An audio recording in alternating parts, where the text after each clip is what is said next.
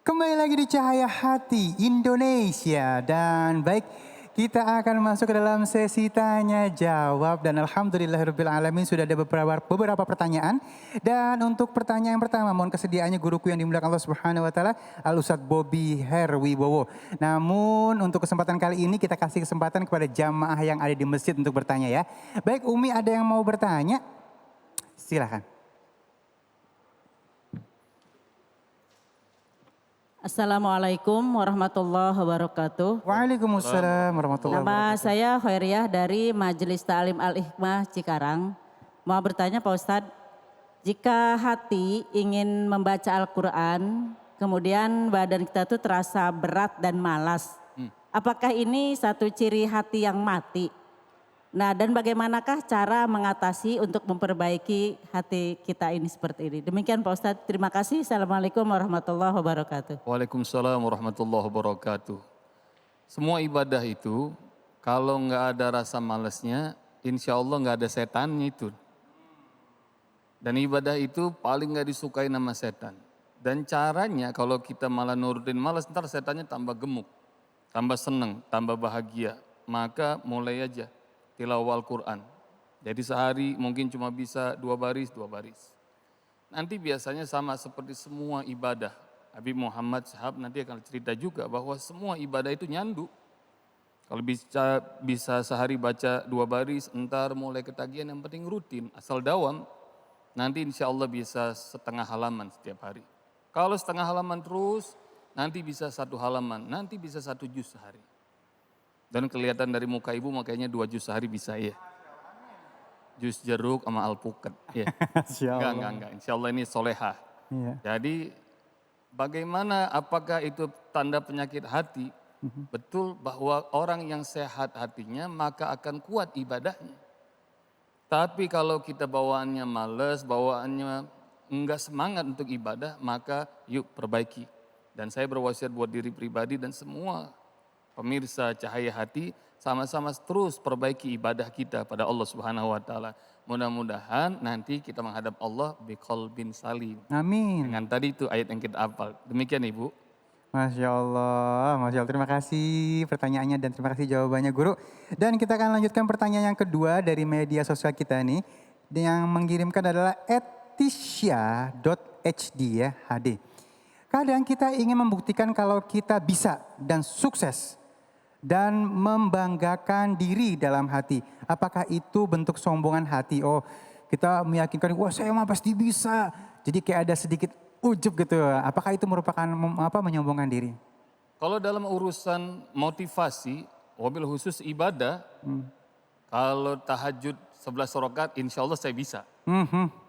Kalau sholat tepat waktu berjamaah di masjid, insya Allah saya bisa. Kalau itu ditanamin dalam hati, nggak usah diomongin kemana-mana, untuk motivasi diri boleh. Demikian juga kalau misalnya ini bicara izzatul muslim, tentang kegagahan, harga diri seorang muslim di hadapan orang-orang kafir, apalagi yang menghina Islam, maka membanggakan diri dengan keislamannya hukumnya wajib. Supaya Islam itu ya'lu wa la yu'la alaih, senantiasa di atas. Jadi untuk membanggakan keagama kita, akidah kita, ibadah kita, itu harus ditampilkan. Contoh juga urusan infak, sedekah. Maka kalau misalnya banyak orang pelit, kita tampakkan, boleh apa enggak kira-kira?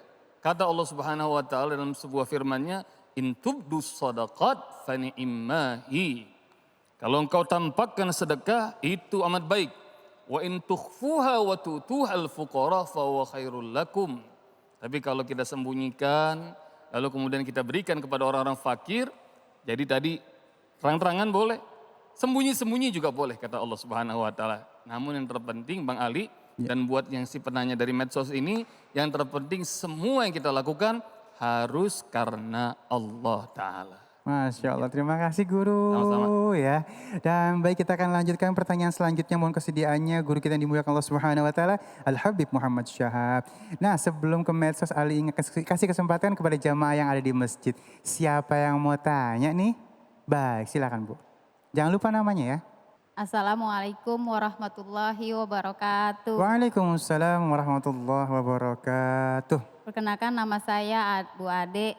Majelis Taklim Al-Ikhlas Cikarang. Saya mau bertanya Habib, ada yang bilang berdoa itu harus sedetail mungkin, tapi kita harus terima apa yang diberikan Allah. Begitu konsepnya. Mohon penjelasannya Habib. Assalamualaikum warahmatullahi wabarakatuh. Bismillahirrahmanirrahim. Apakah berdoa itu harus sedetail mungkin? Kita minta, ya Allah berikan aku rumah, pakunya sekian, bautnya sekian, ya, kacanya sekian, kan gitu. Iya. Artinya subhanallah, memang kita minta dalam hati pun didengar oleh Allah subhanahu wa ta'ala. Tapi sesuai dengan hadis daripada Rasul sallallahu alaihi wasallam, Nabi mengatakan ud'ullaha wa antum muqinun bil ijabah. Kata Nabi sallallahu alaihi wasallam, mintalah engkau kepada Allah dan yakinkan dulu bahwa Allah ini akan ijabah doa kita. Jadi ketika kita minta, misal minta rumah, ya Allah berikan aku rumah yang sehat, yang nikmat, yang adem, sesuai dengan ayat Allah dan hadis daripada baginda Nabi besar Muhammad sallallahu alaihi wasallam. Tapi boleh nggak, ya Allah berikan aku rumah yang besar, yang indah, yang rapi kayak taman syurga? Boleh, boleh. Tapi ibadah kita bagus atau tidak? Allah pernah berkata kepada Nabi Allah Daud, abligh, sampaikan salam kepada umat. Manusia itu cuma bisa minta tapi tidak menunaikan haknya terhadap aku. Hanya nuntut haknya saja. Haknya manusia dia nuntut. Tapi hak aku, kata Allah subhanahu wa ta'ala, tidak ditunaikan. Tapi secara bahasa boleh saja minta. Allah maha kaya. Allah dalam satu hadis, Allah ngasih manusia kekayaan satu dunia beserta isinya, sedikit pun tidak mengurangi kekayaan Allah subhanahu wa ta'ala. Satu dunia beserta satu manusia, bilion-bilion manusia, semua dunia ini dikasih satu dunia beserta isinya, sedikit pun tidak mengurangi kekayaan Allah subhanahu wa ta'ala. Tapi boleh minta kepada Allah, mau detail juga boleh, enggak detail juga boleh. Nabi Allah Ibrahim waktu dibakar beliau minta kuni bardan wassalama. Jadikan itu api buat aku dingin tapi selamat, jadi enggak kedinginan. Enggak juga kepanasan itu api. Dingin tapi selamat, cukup.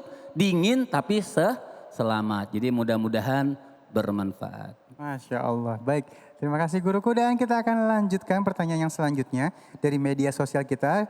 Terima kasih untuk @ekaputri_. Pertanyaan beliau adalah, apa orang yang ambisius termasuk orang yang gak bisa terima takdir Allah Subhanahu wa ta'ala? Bagaimana kita menyikapinya, guru? Fa idza azamta fatawakkal 'ala Allah.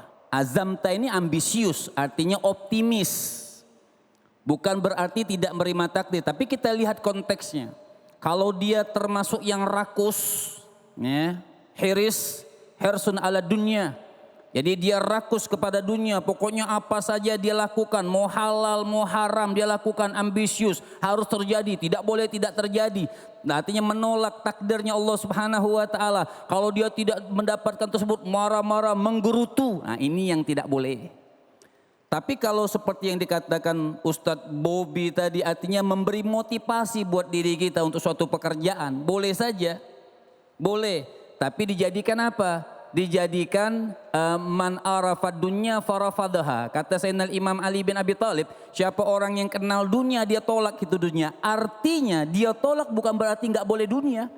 Silahkan ambil itu dunia, ambisius dengan dunia, tapi dunia tidak taruh di hatinya. Dunia dia serahkan kepada Allah Subhanahu wa ta'ala. Makanya ambil itu dunia, berjuang dia buat dunia, kerja buat khud nasibak minad dunya. Allah Subhanahu wa ta'ala pun mengatakan ambil bagianmu daripada dunia, ambil, tapi tidak mengalahkan akhirat. Jadi boleh dia optimis, tapi tetap ketika gagal, innama fil man'i al-ata, kata Sayyidina Imam Ja'far As-Sadiq, di situ ada larangan dari Allah, di situ ada tercegahnya yang kita inginkan tidak didapatkan, di situ adalah rahmatnya Allah Subhanahu wa ta'ala. Jadi boleh saja kita mau mengambil dunia tersebut secara optimis tapi tidak rakus dunia. Nah, mudah-mudahan bermanfaat. Masya Allah, jadi jangan sampai serakah ya, berlebihan. Segala sesuatu yang berlebihan Allah tidak suka. Baik, ada beberapa pertanyaan lagi nih Bib. Ini kita mencakup sebenarnya masalah sombong. Ini jadi jadi apa ya, jadi polemik di antara kita bahwa ada yang bilang kalau misalnya ada orang yang sombong, kita balas dengan kesombongan maka ada sedekah di dalamnya. Nah, mohon penjelasannya seperti apa? Ya, nanti boleh dilengkapi. Nabi pernah mengatakan tih alahtiyah fa inna tih alahtiyah sadaqah. Sombonglah fatakabbaru alaman yatakabbaru alai. Artinya sombonglah kepada orang yang sombong. Kalau kuat hatinya. Kita boleh sombong sama orang tapi niatnya mendidik maksudnya. Niat mendidik orang tersebut supaya dia tahu ada Allah. Supaya dia tahu ada langit di atas langit. Artinya ada orang hebat di atas orang hebat. Itu namanya dia mendidik orang tersebut. Maksud hadis di situ mendidik. Kalau dia bisa jaga, tapi kalau dia nggak bisa jaga, nah gara-gara kesombongan aku dia jadi sadar, maka dia juga sombong. Allah pernah berkata kepada syurga ketika menciptakan syurga, anti haramun lil mutakabbir. Allah pernah bilang kepada syurga ketika menciptakan syurga, kau aku haramkan buat orang yang punya sifat sombong. Jadi hati-hati, kalau kita nggak bisa jaga diri kita, biarin orang sombong, kita doakan. Kalau kita tidak bisa menasehati, kita doakan supaya dia terlepas daripada sifat sombong dan kita terlepas daripada sifat sombong. Masya Allah, amin. Dan ada pertanyaan lagi untuk Ustadz Bobby. Ini ngomongin masalah hati yang tadi nih. Kadang-kadang kan ada orang bilang ciri-ciri orang baik adalah yang mudah menerima kebaikan. Nah, kadang-kadang diajak baik ngaji susah. Diajak sholat susah. Apakah itu merupakan konteks bahwa ini orang masih jauh dari kebaikan? Silakan. Ini yang sering kita sampaikan dalam doa kita, sholat kita. Ihdinas siratal mustaqim, siratal ladzina an'amta alaihim. Tunjukkan kami ya Allah jalan yang lurus. Jalan lurus gimana? Jalan orang-orang yang kau mudahkan kenikmatan pada mereka.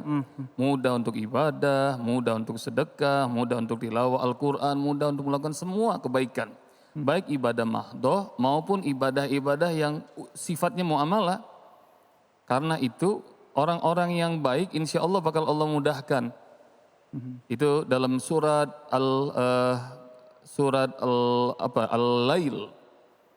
Allah Subhanahu wa taala berfirman bahwa orang-orang yang wa amman bakhila wastaghna wa kazzaba bil husna fasanuyassiru lil usra. Orang-orang yang pelit dan mendustakan agama, maka kami akan mudahkan dia dalam urusan yang susah. Sebelumnya Allah Subhanahu wa taala berfirman, wa amma, dan adapun orang-orang ayat sebelumnya itu orang yang beriman dan kemudian bersedekah dan lalu kemudian dia percaya kepada hari kiamat, percaya sama surga, fasanuyassiruhu lil yusra. Kami akan mudahkan dia untuk urusan yang mudah. Jadi kalau taat sama Allah, insya Allah ibadah mudah. Masya Allah, baik terima kasih. Dan mudah-mudahan pertanyaan-pertanyaan tadi yang sudah dijawab menjadi ilmu buat kita semuanya. Dan pemirsa di rumah sesaat lagi kita akan mengaji ceria bersama guru kita Ustadz Munawir Ngacir. Jangan kemana-mana, tetap bersama kami di Cahaya Hati Indonesia.